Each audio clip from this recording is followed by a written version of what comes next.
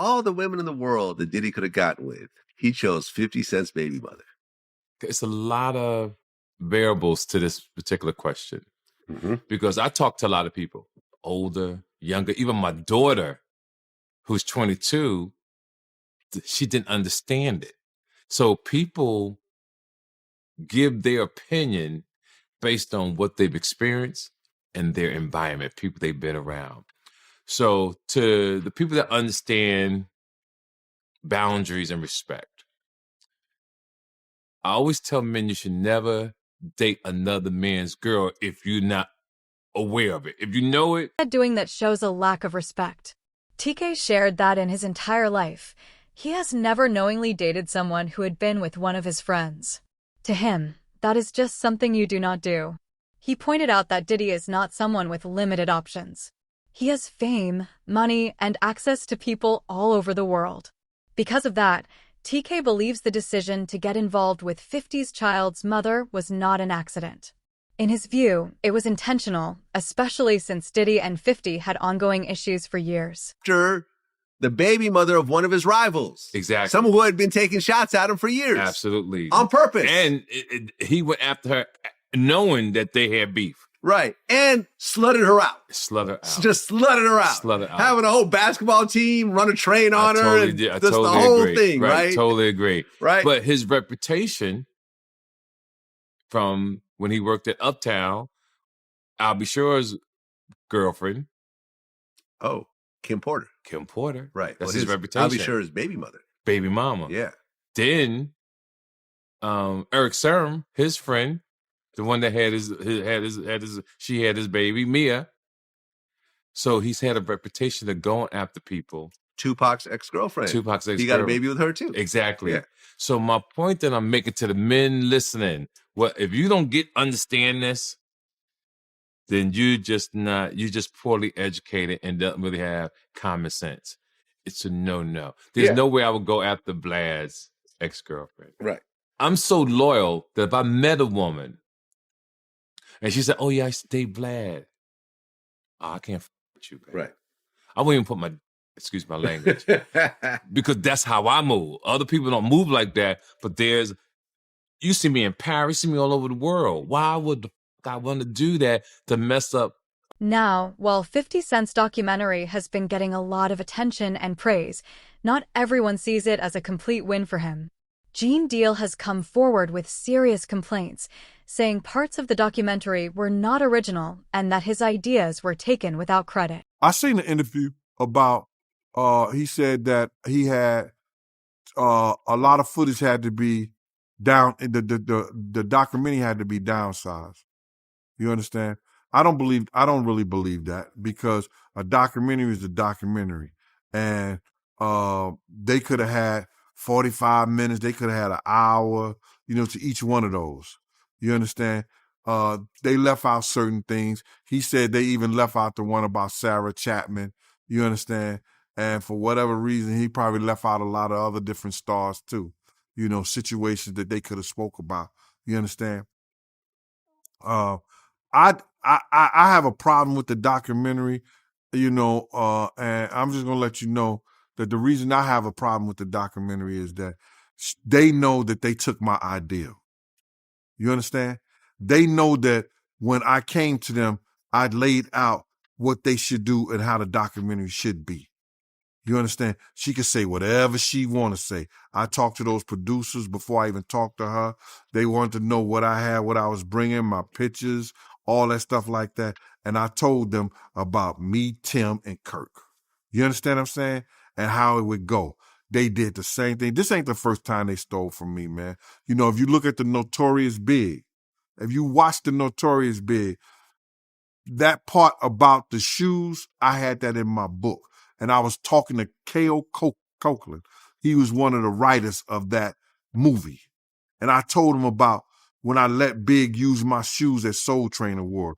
You had this old flunky ass dude, Mike B, get on Angie Martinez's show and talk about, yo, Big, he wore mixed max shoes and he went out there and performed. When you go look at the film, when you go look at Big performing that on that show, ain't nothing mixed match about them shoes. There was $800 Maury's. size 14D.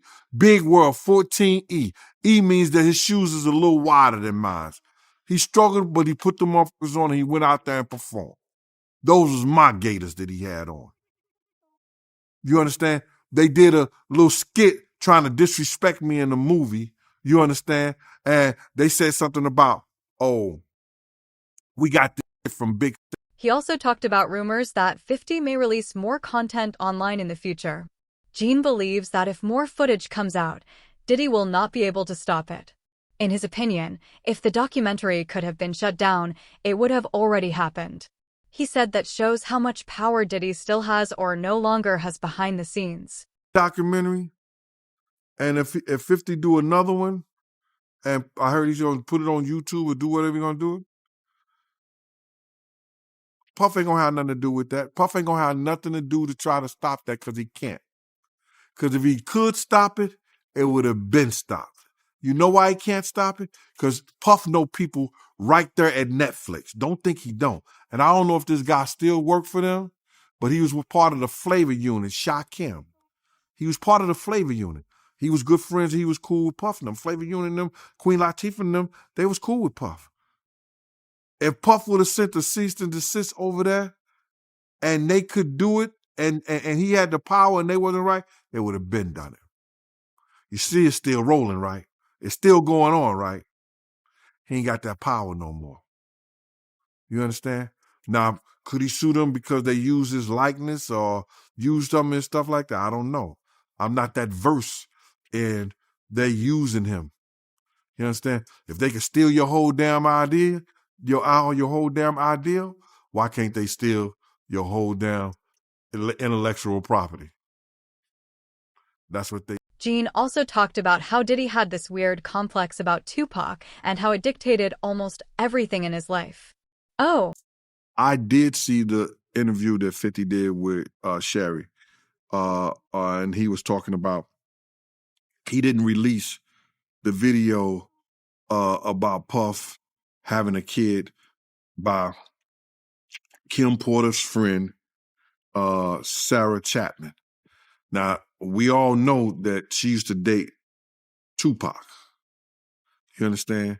So either he got her because he wanted some remnants of Tupac. We don't know. But it seemed like every dude that he had some kind of disdain, dislike, or that he idolized in a sense, he wanted their girl.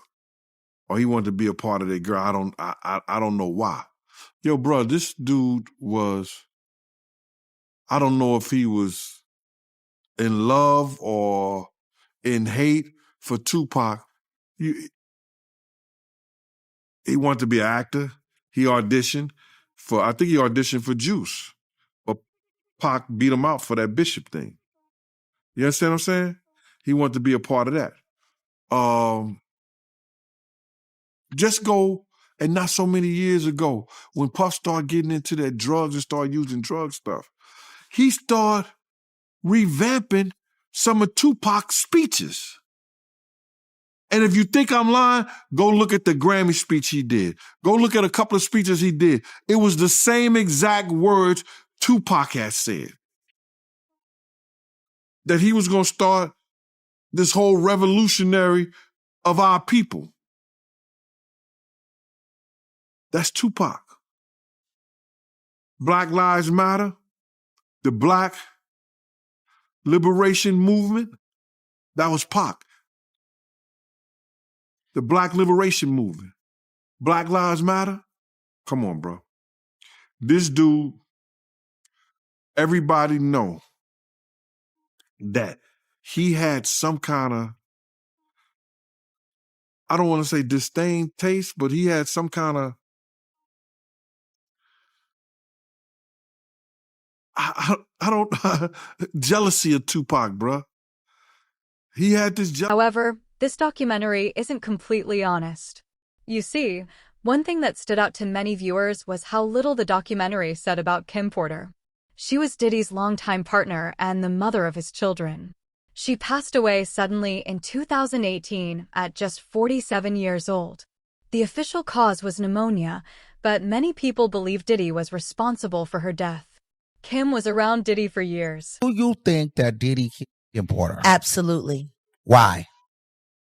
Because of all the videotapes, because of the book, because of all the people she gave copies of her book to, or at least chapters, because of everything that she had on him, because of the tape that she used to blackmail him into a relationship and into a raise of him being sodomized by Andre Harrell. And I am not saying that allegedly, because I heard her and Kim Moore talking about it in the booth of the bathroom while snorting cane at the kick. She saw his personal life, his business moves, and everything happening behind closed doors.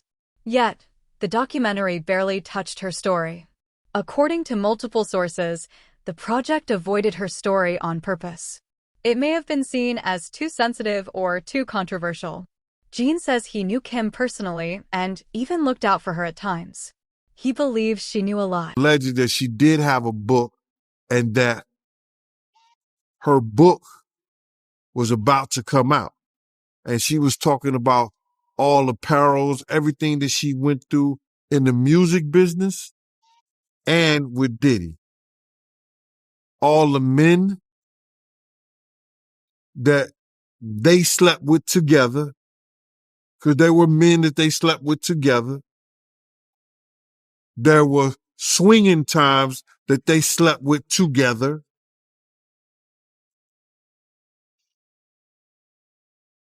I don't know, man. How do you put your girl through some shit like that? Or how you look at your girl and knowing that she's another dude? What kind of demonic mind you have to be that far gone where that shit don't bother you, and got rid of them. They swimming with the fishes. Wow, man. So she was about to expose all that in her book, them sleeping with men together. She was going to expose everything. I heard it was tell all. Yeah, that's crazy, man. Just curious, right? Did you know that Diddy and Kim had that type of relationship back then in real time? Yeah. Yeah. Yeah. Because I know somebody personally that lives in Atlanta that was swinging with them. And I would never mention his name because he's a good brother and he knows my family down there. You know, he knows my family down there. And I would never, put his name out there like that. He's been in the music business. He didn't put a lot of groups, A-listed groups out there, especially A-listed groups. But none of that information made it into the documentary. They showed a few photos of her, mentioned she was the mother of Diddy's children, and then moved on. For someone who played such a major role in his life, that silence raised questions. Mark Curry has also shared a very disturbing story involving Kim Porter and Diddy. He said Diddy had ways of monitoring her private conversations and would get angry when he heard things he did not like. Mark recalled a moment when Diddy became furious after hearing about a phone conversation Kim had with producer Shakir Stewart. According to Mark, Diddy later confronted Shakir at a party and attacked him with a chair. It just did a whole thing with the girl that he was dating was the one that was putting the wiretaps and all of that out. It was a clear case. She came, hey, I was the one who was doing the wiretaping and all of this, right? The tapping. So I knew about this before she came out and said that she was the one that was doing it. I was sitting there like, damn, he know everything she doing. He know her conversations. I'm sitting there like when I'm sitting there right there next to him, when I'm hearing them saying, this is what Shakir Stewart was saying to Kim Porter on the phone that made him mad. That made him so mad at Shakir Stewart when he went to L.A. Reid party, hit him with the chair. You don't think if he hit a man with a chair for dating this girl, they going to have a fight at home too. You know what I mean? That's why, they say he busts her nose up on the boat. And have you ever been to Sandro Pay's here? Brother play a mandolay. Remember that was in his song? I need a good woman next to me.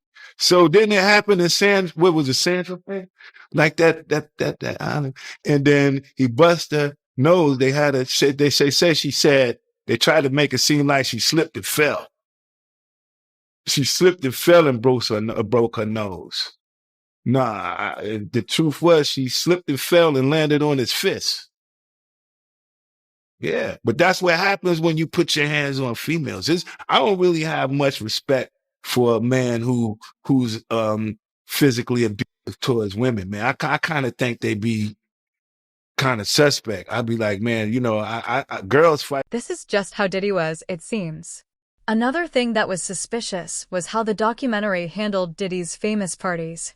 For decades, these events were known to attract powerful people from all industries. Celebrities, athletes, and major figures were all said to attend. Yet, the documentary shows almost none of that. No big names, no detailed stories. This is especially suspicious considering many big names have publicly been associated with Diddy for a long time, and now they're all silent. Your thoughts on all his celebrity friends that denounced those allegations and were like, this is false, and they were saying, yeah, should they speak up now? It's getting a little too late for those who are complicit. Stevie J should be charged. Mary J. Blige should also be charged. Jennifer Lopez should definitely be charged. Jay-Z should be charged. Khaled should be charged. Rick Ross should be charged. Usher should be charged and tried with him. Or for Justin Bieber alone. Jaguar Wright also thinks people spend too much time focusing on the music industry and not enough time looking at what he may have grown up around long before fame. In her view, the real story of how he became the man he is starts inside his own home. She revealed what Diddy may have seen as a child while his mother was busy living her own life and having people in and out of the house. Jaguar says there were often strangers around, and that kind of environment can leave a lasting mark on a young kid.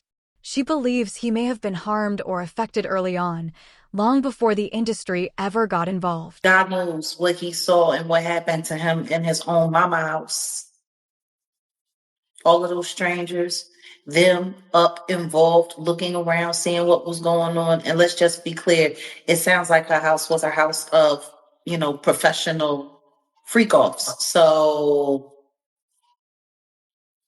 who knows what he saw or what could have happened to him while she was busy entertaining people and pouring and getting tips, as she would say, for her after-hour life. Oh yeah. He was. I'm gonna say he was surprised to hear that. School bus driver. No, was he surprised or was he like, zip it, you talking too much? Because that's what it looked like to me. It looked like you talking a little bit too much. They don't need to know about that. While she was sitting up there, because I was a bus driver and I was this, and I worked at the after hours. And I would pour them drinks and they would give me big. Jaguar talked about how Diddy himself has brought up feeling proud when he learned his father had a reputation as a hustler. She says that reaction says a lot. In Sean's own words, in Diddy's own words, he had said he had a sigh of relief learning that he was the son of a hustler or a gangster. Like he wanted that status. He wanted to say that he was a sigh of relief is a wild thing to say, that your daddy was a gangster or a hustler, or that's what you heard that he was. Well, I mean, like Tim said, they had a bunch of blaxploitation movies being played around the house all the time. They grew up with the Mac playing. They grew up with Superfly playing. Like, I mean, if that's what you got going on, you got two women in the house and there's no men around, and these are what the little boys are watching. You got basketball players coming over late at night. You got hustlers coming over, PIMPs coming over, women who look like they were modeling for Jet Magazine coming over. Like, it sounds like the nature of the environment is what shaped their perception of what cool was. So, yeah, I mean, I'm sure for him it was, oh man, that's who my dad was. So I'm sure for him, it made him feel good because all of that stuff that he was watching, he really came from that. But that was really his legacy. And yeah, I'm sure for him, it felt good to know that his dad was this big hustler who turned out to be a snitch, who got his brains removed from his head in a very, very, very. She connects that mindset to the way hip-hop culture later celebrated similar characters. Even rap names and personas were often pulled from old movie characters that represented power, fear, and respect. Jaguar believes Diddy didn't just admire that image. He felt connected to it because it matched what he grew up around. She also brings up Diddy's relationship with his mother, calling it strange and uncomfortable for an extremely eerie reason. For the situation where they say he was trying to shape Misa into his mother. Can you see that? Like, Yeah, with the blonde hair and yeah, and all of that. I mean, somebody really asked a question, what kind of man puts his hands on his mother? The same kind of man that parties with his mom, the same kind of man who kisses his mom in the mouth, the same kind of man who seems to have accurate knowledge that his elderly mother can put both of her hands, her palms on the floor while she's standing up, bent over. Oh damn, I ain't seen that one. Oh. You never seen the Instagram video when he was talking about how his mom is still young and spry and how she still liked the party and how they was getting a IV drip? Oh.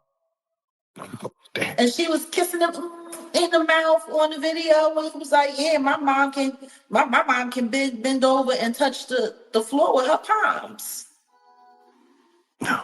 It's a very, very, very weird relationship. And the worst part is this has all come full circle with Diddy having a very questionable relationship with his own children. Jaguar says multiple people have claimed that his children were around situations they should never have been exposed to. She questioned what kind of parenting allows that and why so many adults stayed silent.